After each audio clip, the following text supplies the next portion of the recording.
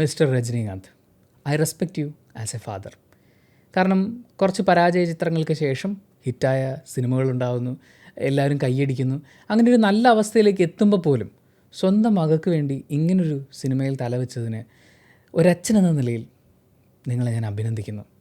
അല്ലെങ്കിലും കൊച്ചുങ്ങളുടെ സന്തോഷമാണല്ലോ നമുക്ക് വലുത്, അല്ലേ? കാര്യമൊക്കെ ശരിയാണ്. നമ്മുടെ നാടെന്ന് പറയുന്നത് വളരെ മോശമായിട്ടുള്ളൊരവസ്ഥയിലൂടെയാണ് കടന്നു പോയിക്കൊണ്ടിരിക്കുന്നത്. ഹിന്ദു, മുസ്ലിം എന്നൊക്കെ പറഞ്ഞ് ഈ മതത്തിൻ്റെ പേരിൽ ഇങ്ങനെ മാറി നിൽക്കുകയല്ല വേണ്ടത്.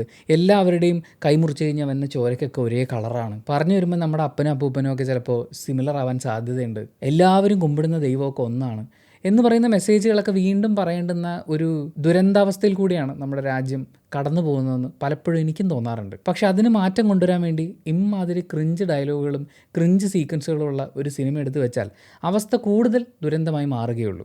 യെസ്, പറഞ്ഞു വരുന്നത് ലാൽ സലാം എന്ന സിനിമയെക്കുറിച്ചാണ്.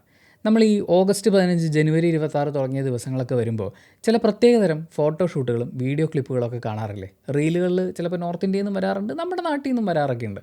അതായത് നിസ്കരിക്കാനിരിക്കുന്ന ഒരാൾക്ക് മഴ കൊള്ളാതിരിക്കാൻ വേണ്ടി പൂണലിട്ട ഒരാൾ കുട പിടിച്ചു കൊടുക്കുന്നു. ആ കുട പിടിച്ച് നിൽക്കുന്ന ആൾ വീണ് പോകാതിരിക്കാൻ വേണ്ടി കൊന്തയൊക്കെ ഇട്ടിട്ടുള്ള ഒരാൾ അയാളെ അള്ളി പിടിച്ച് നിൽക്കുന്നു എന്ന് പറയുന്ന പോലെ ചിലപ്പോൾ 3 ആമ്പിള്ളേർ ഷർട്ടില്ലാതെ ഈ പറയുന്ന മതചിഹ്നങ്ങളൊക്കെ ധരിച്ചിട്ട് കെട്ടിപ്പിടിച്ച് ഉമ്മ വെച്ചുകൊണ്ട് നിൽക്കുന്ന ഫോട്ടോയൊക്കെ വരാറുണ്ട്. അതൊരു 2.5-3 മണിക്കൂർ സിനിമയാക്കി പുറത്തിറക്കിയാൽ എങ്ങനെ ഇരിക്കും?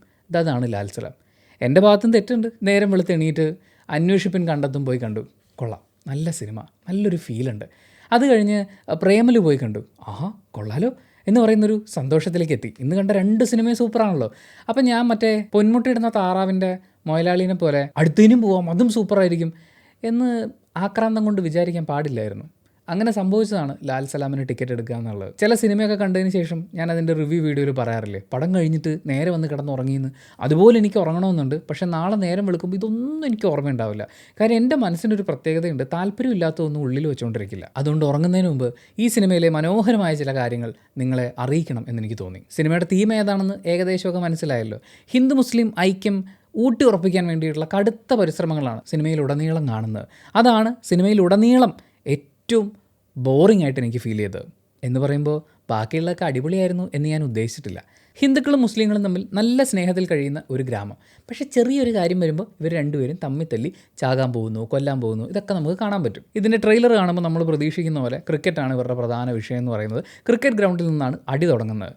സ്വാഭാവികമായും ഈ ഹിന്ദുക്കളും മുസ്ലിങ്ങളും തമ്മിലുള്ള പ്രശ്നം ഉണ്ടാകുമ്പോൾ ആരാണ് മുതലെടുക്കുക? അധികാരികളാണ് അത് മുതലെടുക്കാൻ നോക്കുക. അങ്ങനെ മുതലെടുക്കാൻ നോക്കുന്ന അധികാരികൾ, അതിൻ്റെ പേരിൽ ക്രിക്കറ്റ് ഗ്രൗണ്ടിൽ നിന്ന് തുടങ്ങുന്ന വൈരാഗ്യം വേറെ ലെവലിലേക്കൊക്കെ മാറുന്നു. ഇതിൻ്റെ ഇടയിൽ രജനീകാന്തിനെ പ്ലേസ് ചെയ്യാൻ വേണ്ടിയിട്ട് തിരക്കഥയിൽ ഗംഭീരമായ ചില കാര്യങ്ങളൊക്കെ സംഭവിപ്പിക്കുന്നു. എടുത്തു പറയേണ്ടത് ഇതിൻ്റെ വിഷ്വലാണ്. ഈ സിനിമ കാണുന്ന ഏത് കൊച്ചു കുഞ്ഞിനും മനസ്സിലാവും യാതൊരു പ്ലാനിങ്ങും ഇല്ലാതെയാണ് ഇതിലെ പല സാധനങ്ങളും ഷൂട്ട് ചെയ്ത് വെച്ചിരിക്കുന്നതെന്ന്.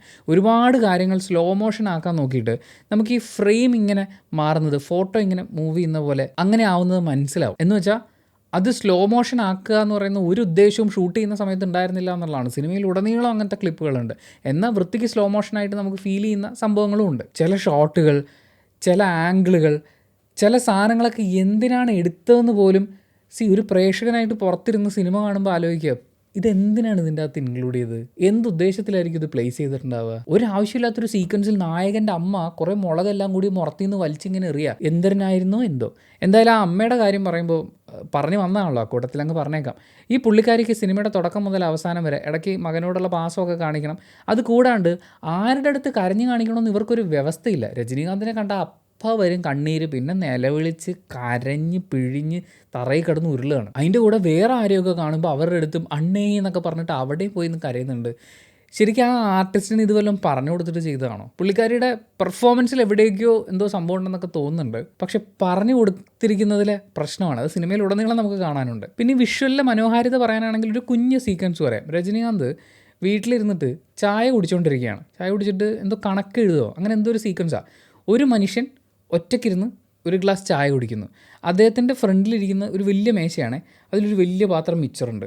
കുറച്ച് മാറിയിട്ട് വലിയൊരു പാത്രത്തിൽ ബിസ്ക്കറ്റുകൾ ഇങ്ങനെ അടുക്കി വെച്ചിരിക്കുക. വേറൊരു വലിയ പാത്രത്തിൽ ലഡുവോ ജിലേബിയോ അങ്ങനെ എന്തോ.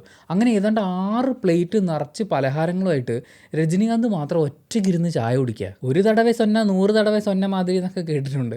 പക്ഷേ ഒരു ചായ കുടിക്കാൻ 100 കണക്കിന് കടി വേണമെന്നൊക്കെ ഒരാൾ ചിന്തിക്കുന്നത് എനിക്ക് മനസ്സിലാവുന്നില്ല അത്. ഇതൊക്കെ സഹിച്ച് നമ്മളിങ്ങനെ മുന്നോട്ട് പോകുമ്പോഴും മതസൗഹാർദ്ദത്തിൻ്റെ സാധനങ്ങൾ ഇങ്ങനെ ഇട്ടിട്ടിട്ടിട്ട് പോരുകയാണ്. ശരിക്കും സിനിമ തുടങ്ങി ഒരു 15-20 മിനിറ്റ് ആയപ്പോഴേക്കും ഞാൻ വാച്ച് നോക്കി 1 മണിക്കൂർ ആയോ എന്നറിയാൻ വേണ്ടി. അത് കഴിഞ്ഞ് വീണ്ടും മുന്നോട്ട് പോയപ്പോൾ എന്തായാലും ടിക്കറ്റ് എടുത്തു. സോഫയാണല്ലോ, ഒന്ന് ചാരി കിടന്ന് ഉറങ്ങിയേക്കാം, പോയ പൈസ പോട്ടെ എന്ന് വിചാരിച്ചപ്പോഴേക്കും ഇൻ്റർവെല്ലായിന്നേ. പിന്നെ പുറത്തിറങ്ങിയൊരു കാപ്പി കുടിച്ചു, വന്നുറക്കം ആ വഴി പോയി. ഇതിൻ്റെ ഇടയിൽ രജനീകാന്തിൻ്റെ കഥാപാത്രത്തിനൊരു വലിയ പ്രത്യേകതയുണ്ട്.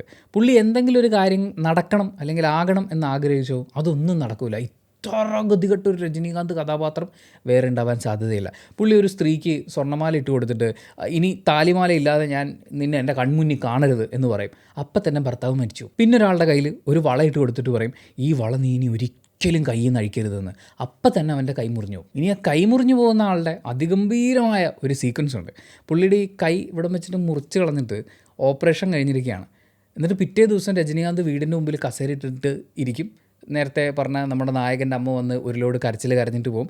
രജനീകാന്ത് അകത്തേക്ക് കയറി വരികയാണ്. അപ്പം ഉണ്ടാ തലേ ദിവസം കണ്ട് ഓപ്പറേഷൻ കഴിഞ്ഞ മോൻ കൈയൊക്കെ മുറിച്ചിട്ടേ ഉള്ളൂ, ഏതാണ്ട് സ്റ്റിച്ച് ഇട്ടതേ ഉള്ളൂ എന്ന് പറയുന്ന പോലെ വീട്ടിൽ വന്ന് അമ്മ വാരി കൊടുക്കുന്ന ചോറ് കഴിക്കുക. ഇതേതാണ് ഈ യൂണിവേഴ്സ് എന്ന് എനിക്ക് മനസ്സിലാവുന്നില്ല. അത് പോട്ടെ, സാരമില്ല, സിനിമയല്ലേ.